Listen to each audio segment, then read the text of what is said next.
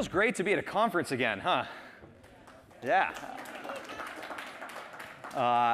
Thank you to the Montgomery and the March Capital teams for putting this on. An amazing event, tons of great energy. Great to see a lot of old friends and make many new ones as well. I'm very excited today to have a conversation with the legendary John Chambers. John is one of my business heroes. He truly needs no introduction, but I'm going to give it anyway because the stats are just too impressive not to share. So John was CEO and executive chair of Cisco for more than 20 years. He grew revenue there from $70 million in 1991 to $47 billion in 2015. Think about that, startup founders in the room, from $70 million to $47 billion in revenue.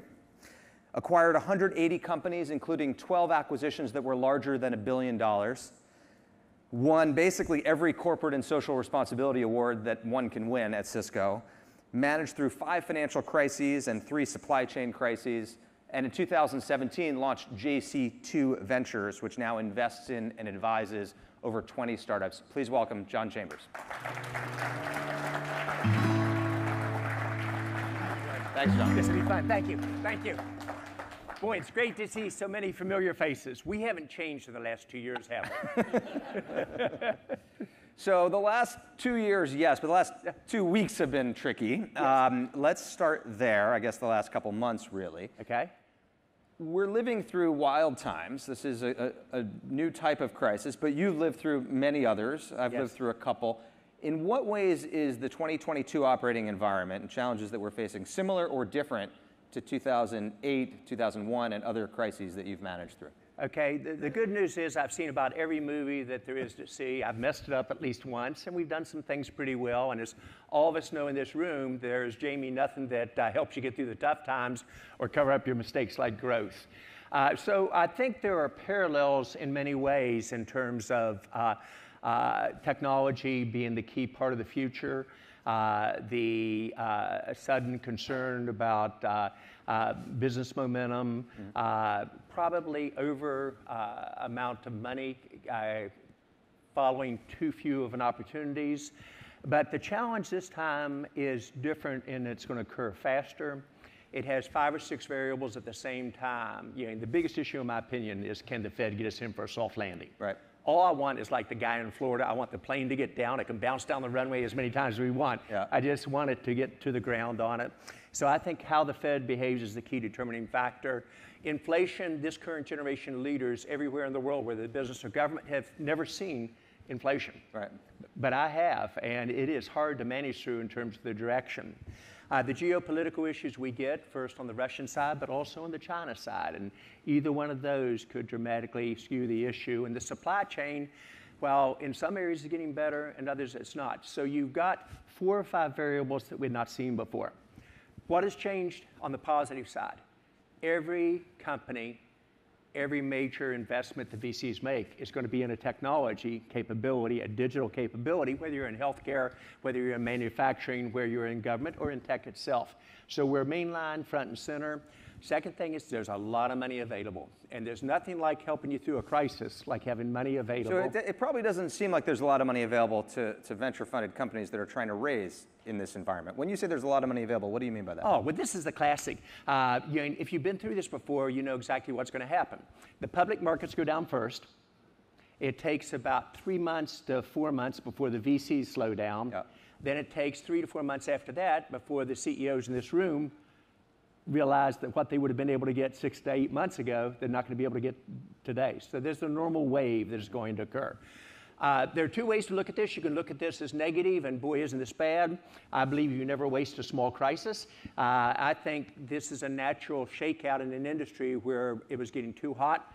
There were 20 startups for each key idea. Companies that do well often come out of slowdowns because that was the time their competitors didn't get funded. That was the time the big guys didn't take risks they would otherwise. And if you look back through history, and Jamie, you've seen this again and again, a lot of the top tech companies actually broke away during the downturn. So I see it as an opportunity to break away.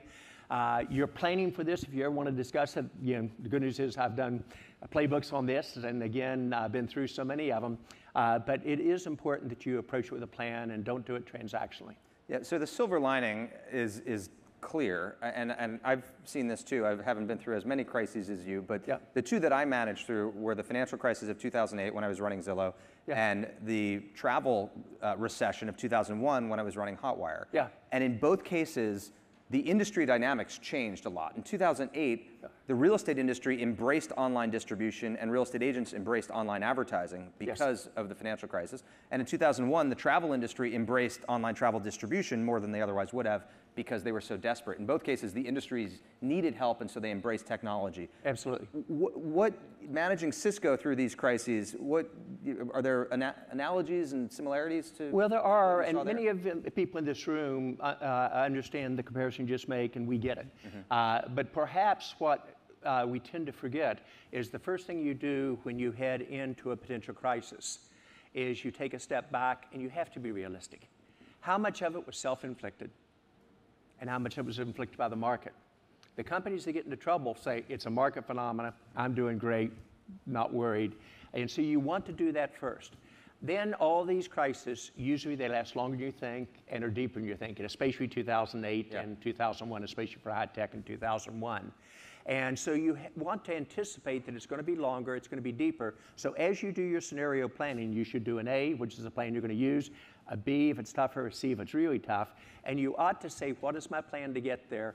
And then you outline probably the 5 to 6 major planks of how you're going to get there. That relates to expense management, cash flow. How are you going to make the changes? It relates to your people. Are you going to have to make a layoff or not? And how do you keep the people that you're very close to? And don't do the classic approach. All of a sudden say, well, I'm going to do performance management, having never done it before, and I'm going to take 10% of the people out through performance management. Right. They know that's a layoff. Be transparent. Don't hide as you go through it. Your customers, you will sell much quicker and much lower costs to upgrade an existing customer or to prevent a churn than you will to go get a new customer. So what's your plan there? How are you going to make it happen on it? You've got to communicate regularly your vision of where the company will come out of this, what you're going to look like, and you've got to do that with your shareholders, you've got to do it with the market, you've got to do it with your customers, your employees. Most important person that you, or how you handle the transaction when you do a layoff is who? The person that's leaving, the departed. Because how Yes, you the treat survivors that person pay attention. will determine your future. Yep. The employees who stay back at the company will watch to see how you did. To this day, I go, and it hurts when they say it, because laying off 7,584 people in 2001. I didn't see the market change. I kept doing the right thing too long. 65% plus growth for 10 years, every quarter, never grew below 50%. And all of a sudden, the market started to slow. My growth was 70%. I had this next quarter, Tim's the CFO at ASAP. I had it. And all of a sudden, I went from 70% growth the first weekend at December to minus 45. So how do you know? Minus 45. My customers disappeared. They didn't stop order. They were gone. Gone. How do you know how deep to cut when you run into that wall? You want to make your changes one time. Yes. And don't do it transactionally. You want to piece them all together. You want to show the calmness, etc. You want to be realistic, and you want to tell, because your employees know, your shareholders really know how much was self-inflicted and how much is market.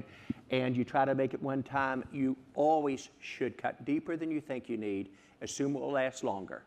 At the same time, you want to view this as an opportunity. I don't like the word narrow waste of crisis, but this is true. This is a chance you want to bring your company, even if you all of a sudden are shrinking, to say, all right, here's how we come out. But as we come out, here's the opportunity that we can have to break away. If you went from 100% growth to 50% growth, all of a sudden you say, this is an opportunity to reposition us for the future. We got sloppy in how we had ourselves organized. We were getting, each of the areas was getting a little bit more resources than they need. Let's get back to the basics on prioritization, put the resources where you're going to get the biggest bang for the buck, have the courage to break away, and then maybe make, especially if you're going to 50%, make a bet or two for the future. Right. You get the best opportunity to acquire companies during the downturns, not just because their price is better, but their CEOs get tired, and so do the shareholders. Right. And all of a sudden, companies that would never be for sale before, or maybe again, are for sale. So, don't waste the crisis. Deal with the world the way it is, not the way you wish it was. Develop a logical plan. Communicate. Don't hide. And be transparent with the changes you're making. Your employees, your shareholders, they'll see it anyhow. Totally agree on taking as generous care of those that are leaving the company as possible. One thing that we did well through both of those downturns was we extended the exercise period on options for people we laid off. Exactly. Typically, they had 30 days to exercise their options, and we extended it to, I think it was 2 years. It costs a private startup very little, almost nothing to do that. It's a small accounting charge. It means a lot to the departed people, and the survivors notice. Exactly, because if you exercise your options, you've got to burn cash when you're going without a job. That too. And you've got to pay taxes. And so you've got to think, what is the implication? Anytime you talk to anybody under any crisis situation, put yourself in their position. Understand what's going through their mind, and communicate not from your side, but from the receiving side. How do you want to be perceived? How do you navigate through it? And this is where leadership is lonely. Shimon Peres, the late president of Israel, was a very good friend of mine for 17 years. And we went all over the Middle East together. Brilliant man. At 94 years of age, he was lecturing me to think like a teenager, and I wasn't being aggressive enough, and no room for small dreams in the world. But he said, John, in the period of 1998, he said, leadership is lonely. I said, Shimon, I got 40,000 employees who love me. My shareholders really think I'm doing a good job, even if they have no idea what a router is. And that was a joke. And he said, no, John, when it really gets tough, you have an inner circle that will try to help you, but you'll be by yourself. Sitting on top of my roof, 2001, making a decision that evening to do a layoff, making a decision to announce it the next day with not even having my board on board yet, calling the management team together, announcing it, that was pain. It was lonely. And you're not sure. You're just not sure. And yet we made our changes. We were the first major high-tech company to really move with speed and make those changes, and they were painful as I outlined. We made all of them in 51 days. We treated our employees very well, and they were able to get jobs, and we helped them get jobs because we were early in the cycle. And we broke away from our competitors. Do I feel good about that? No, I don't. It was the worst year of my business career. It was really, really hard. But the opposite is true. Most of my competitors never came back, and a large number of them just didn't survive. How long do you think this cold winter will last? Well, anybody who tells you is a little bit overconfident, and I know my limitations on it. I can tell you things to watch. Most important is, how does the Fed land this plane? Second most is, do we not have a geopolitical issue that gets out of control in terms of the direction? And then you've got to really think about what inflation will do if it continues, but if we stop it too abruptly, you will absolutely slow it down. So how we deal with those issues, that's what I'd kind of watch. I described it at the beginning of the year when they said, John, what's your outlook for this year? And I've been pretty lucky over the years. I get market transitions right. They say I can see around corners. Not true. I just connect the dots well. And lots of things, a weakness that you've already figured out. My English language skills are non-existent, spelling. I'm dyslexic. But connecting the dots on the economy usually pretty good. And so called it pretty accurate in 2020. I said this COVID thing's going to be more of a problem than we think coming out of Asia, because I saw my orders suddenly slow with my startups in Asia. But I said we'll be okay by the end of the year. A year ago, I said this feels good, even though so many people are concerned about it. It's not a given, but probably there. This year, I said I don't know. It's going to be like a roller coaster. It's going to drop like a rock. You're about the time you think there is no bottom. Your stomach is up in your throat. You're about to panic. It'll hit. It'll come back up. And then about the time you say it's going to be okay, it's going to go back down. If you haven't got the courage and the stomach to do that, you should be sitting on the sidelines. Third week in January, I was on the sidelines. It just is so hard to read on it. So you've got to be agile. I used to think it was a marketing term. That's why you do scenario A, B, and C. Make your changes one time. Change, most important, what you have to do differently. That's hard to do. You will learn more about yourself, more about the culture of your company during the periods of the bump you will any other time. I'm advising companies I'm involved in to assume they won't be able to raise the type of round they want to raise for 24 to maybe 36 months. Now, hopefully I'm wrong. Hopefully that's overly pessimistic. But that's the cash management I think they should be working towards right now. I agree. And we started, and we were lucky on the startups. I said merry-go-rounds always stop. So whether it was ASAP or whether it was Unifor or Spark Cognition, et cetera, I encouraged all my startups beginning about a year and a half ago to raise money, because the merry-go-round was going well. Let's get raised, and you don't know when it will stop, and cash is king. And then you've got to conserve cash in a constructive way and be realistic where things are, and you've got to have the courage to kill projects. Don't just do a peanut butter type approach to it. But yes, So, patience is king. John, you mentioned. I don't think it'll be 24 to 36 months, though. Good. If it's that long, we're in real trouble. Let's Then hope it will you're be right. a big setback. You shared a poignant moment and stressful and challenging moment in 2001 Yeah. when you're trying to think through layoffs and how to manage that downturn. What's one or two pivotal moments in your career where your career was on the line, where you had to make a decision? What was that decision and how did you arrive at making it? There have been a number that were really tough. Some of them I navigated through better than others. Some of them got right. Some of them, if I had to do over, I'd do differently. The first one was when I did my first acquisition. And the first acquisition company called Crescendo. I wanted to buy a startup with a new area called Ethernet switching. Everybody knew it was ATM to the desktop at that time. Of course, all the experts, as it turned out, were wrong. And my board bought into it, but they wanted us to combine with another big company of similar size, Synoptics. And they said, John, you can eventually be the CEO there, but we want to combine the two. And I said, I convinced you to combine routing and switching. I convinced you that you should buy big to small, and this would be a mistake. Good company, good leaders, but their culture is different as night and day. How old were you as a CEO approximately at that time? I wasn't even the CEO yet. Okay. I was, in theory, the anointed one. Okay. And I was supposed to get it within a year or so after that. I shared with the board my view on it. And they said, we get it. And they said, I think we're still going to do it. And I said, if you do this, I will leave because I think this will crash the company. Different cultures, similar size, it will not work. Nobody's done acquisitions well. Now you're going to combine two high-tech companies. This is back when high-tech just didn't work with acquisitions, for those of you who saw it. And it will be a huge mistake for us, and I just will not be a part of it.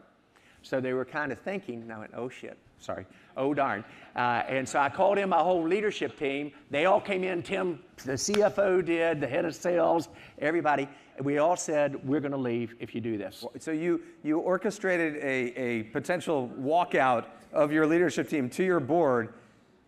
At that session. Okay. Guess what would have happened if it hadn't worked? I'd have been gone. But you have to make the decisions in life that you not intuitively know. Mm-hmm. But I'd studied acquisitions. I knew why the reasons most all of them failed. I knew the issues on culture. I knew the issues on scaling and how hard it would be to do. And you have to have the courage to bet your job. I did in 2001. It was really hard. Yeah, and I've got to honestly tell you, I wasn't sure what I was doing right, but I had to make the decision. I had to go, and if it didn't work, yeah, and that was my fault. And I shouldn't have let us get there. I should have seen when the stock market went down. I should have moved earlier. You learn from your mistakes. 2007, the top banks in the U.S. suddenly slowed their ordering down. And I called all the CEOs. I knew them all. And I said, I'm watching something unusual. You slowed your orders down, still growing 30 or 40%, but you were growing faster in terms of orders from us. They said, no, we're just a little bit cautious. I go, When you see that, it's a problem. So in my next conference call, it was painful, but I said to the market, I think there's a slowdown coming, and while we're not seeing it yet, I'm going to dramatically slow our expenses. I'm going to prepare for a downturn. My stock got hammered. But 9 months later, we were in the Great Recession. I came out of that one, all my peers were gone. Between 2001, 2008, almost every single one of them. When I left, we probably had 18 major products, number 1 in 12 of them, number 2 and 3, and number 3 in the other 3. But we broke away during those downturns and learned from our mistakes. In 2008, even though I wrote down $2 billion in inventory for money that I invested in service providers that disappeared. You remember how many of them there were? Too much cash, chasing too little opportunities. Sound familiar? And I wrote down $2 billion. And in 2008, during the height of the recession, when the automotive companies were going to go out of business, according to everyone, they were in real trouble. They needed systems. I said, you've always been there for me. I will be here for you. And even though you can't pay me now, I'll trust that you will later. I put a huge amount of money at work. And I could have done another $1 billion or $2 billion write-down if it hadn't worked. But guess what happened? Because I'd already got my expenses in line, because we'd already been breaking away from our competitors, when we came out of that downturn, do you think the automotive leaders around the world remembered? Heck yes, they remembered. We were number 1 in every automotive company in the world. Take a crisis, understand what to do, put your customers first, treat your people right, represent your shareholders, and just to the best of your ability, be transparent, and know what you know and know what you don't. Don't think you're going to make this play if you haven't seen it before. You get people around you who've seen it, and work through as a team what you do. But speed is a requirement. If you don't move fast, you're liable to get in trouble. And try to make your moves one time. One way to get those people around you that have seen it before is for management teams to work with their boards. Yes. How have boards changed over the last 20 plus years that you've been in the boardroom? What's the sign of a well-functioning board today? Well, this is a nice thing about not being the head of a public company. And the fact that I'm not interviewing for my next job. The boards have changed, would you not believe. When I came to Silicon Valley and I went to the leaders in the Valley, and I won't mention names, but you can take a pretty good guess who they were. They basically said, John, just treat your board nice, get some friends on it, keep them updated, and they don't add much value. And that's how a lot of the boards function. Right. And over time, I realized the board could be very valuable, but you have to recruit to the board. You have to recruit the skills. You've got to understand your board members bring different values based on their experience, and it isn't equal, let's vote which way to go. It's go to the people that really understand the finance industry when it's going down, or understand the tech industry when you got a tough problem there, or understand an issue in customer service or sales if you got it there, and you get a good team in place. And so learning how to balance that. Now the fun thing is with my startups, most of my startups, and there are 3 of them here that I know of with Unifor and Spark Cognition and ASAP, just ask, my major value to them is a mentor, a coach. How do you get through it? And how do you earn the trust? You're not part of management, and you can't be. You don't tell them what to do. You say, here are the trade-offs. You try to go back and forth on it, and you try to help them see the things that perhaps you could have done better, and you tell stories. When you purely say numbers or here's what you need to do, people don't get it. What you do very well is you pull out of the people you moderate, right. What's the story behind it? Because people remember the stories. You won't remember any number I give you today, but you'll remember the stories that I tell you, sitting on top of the house thinking, oh my gosh, can I lead us through this? What's a best practice that you've seen for how a CEO manages a board and works with a board, whether it was you when you were in the CEO chair or somebody else now that you're on boards? Well, I think the CEO has to be realistic of their strengths and their limitations. I'm a people person. I get very close to people. I've never raised my voice in my entire business career, but I hold people to tremendously high expectations, and I communicate pretty transparently and candid. I try never to surprise people because I don't like surprises myself. So I think we're all learning how to put in place best practices, starting with inclusion and diversity on your board. I had 3 female board members before people were writing about having 1. Right. I did it because they Why? were really good. Really good. I needed the help. And so was Cisco early on overall focus on DEI? Yeah, I think we were very early in many areas, but we hit the same problem, being very transparent, that many of you all have hit. In the Valley, we leveled out at 24, 25, 26% female. Mm-hmm. And there's no reason for that. And it's been one that even Sheryl Sandberg, and I was the first CEO to really get behind her on saying lean in. And I felt she was too tough on the women. But I had to present to my 8,000 employee directors and above, have everyone read it. And I said, men, this is about us. We don't realize what we're doing here. So I think we've got to do better. Great companies, great countries, great future. When 54% of your educated workforce is female, better get that representation throughout your organization. It's just the right thing to do. It's good for business. What's an example of a time when you saw a diverse team, whether it was on a board or somewhere else, make a better decision because of that diversity? Oh, I can make so many examples of it. Like probably several of the startup organizations here in this room, I thought process was a dirty word. It slows you down. It's bureaucratic. You have to get consensus, et cetera. And it was people like Rebecca Jacoby and Randy Pond. Both out of the manufacturing arm. Rebecca became CIO and then COO. Randy did supply chain and then on to COO as well. Taught me how important process was. Mm-hmm. And I learned how to use them very effectively. I've also learned, and at first I did my communications primarily one-on-one. I'd go talk to you about an issue, go talk to you about an issue, go talk to you about an issue, combine my thoughts, go back and say, here's what I think we do. And that's how I've managed probably the first 10 years of CEO. Now I tend to get the people virtually or physically together once I've got my thoughts, maybe do some homework ahead of time, and I go back and forth as a team, and we learn more as a team through give and take, especially during the crisis than otherwise. If you're part of that team, though, you've got to accept that a lot of time I may not accept your idea. It doesn't mean it's wrong. I want to listen to it. I want to see what the others are. It's not a popularity contest. Right. And in the end, the CEO has to make the job. During times of crisis, the CEO probably has to be a little bit more command and control. During times when things are running well, the CEO can't keep his or her fingers on all the pulse. Collaboration, empowerment with a clear vision of the direction is key. Right. What are some things that boards are not focused on that they ought to be?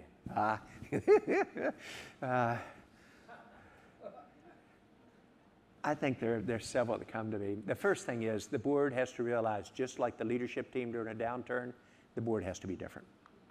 You've got to be careful not to dictate, but you've got to also be willing to really make sure the management team's thought through their strategy and their approach. You've got to realize that even if the CEO, she or he doesn't show it, they're under tremendous stress and they haven't seen it before. And you've got to be collaborative. It doesn't mean you might not change that CEO, but you've got to be collaborative and help them get through the issues. Now, mistakes made. I think the first one is the board must, during a downturn, and this one could be minor, it could be really major. First thing they're going to do is show leadership team, show me what you're going to do before you start making your moves. Mm-hmm. Give us a chance to go back and forth. You're the management. We're the board. It'll be your decision. I really want to go together on what is your scenario planning. How are you going to treat the employees? What's your cash flow? How many years is it going to last? What are the new bets you're going to do? What are you going to stop doing? How are you going to communicate to people? Don't hide. How often are you going to update people, et cetera? So walking through the crisis, the board needs to really challenge the management team. How much was self-inflicted? I made mistakes. I grew the company fast, but I didn't put enough process in it in 2001. And a good board calls you on that? No, I messed up. Okay. But I learned in 2008, I was very disciplined, very direction on it. The other thing is I think the board today, and I know this is a tough issue, so please forgive me for being this direct, you've got to have a policy toward China, having watched what just happened in Russia. What happens if? And the answer for everybody in this room for almost any area of high tech is, uh-oh, that could tank my company. Yeah. It could make a huge difference. Well, you can't sit there and say, I just hope they don't mess up. You've got to say, I've got to do scenario planning, and you've got to do it while you've got enough runway to make additions to that in terms of the direction.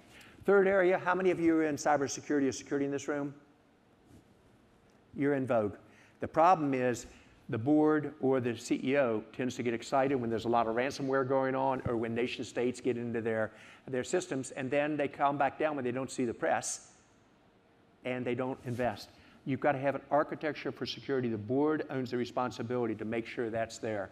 In 2015 at Davos, I made a statement that got a lot of press on it because people hadn't thought about it that way. I said there's only two types of companies in this room, those that have been hacked and those that don't know they've been hacked. And as simple as that stands, it was like voice being free to the service provider market. Right. Statements all of a sudden say your business model is going to change. You have to have the courage to do it.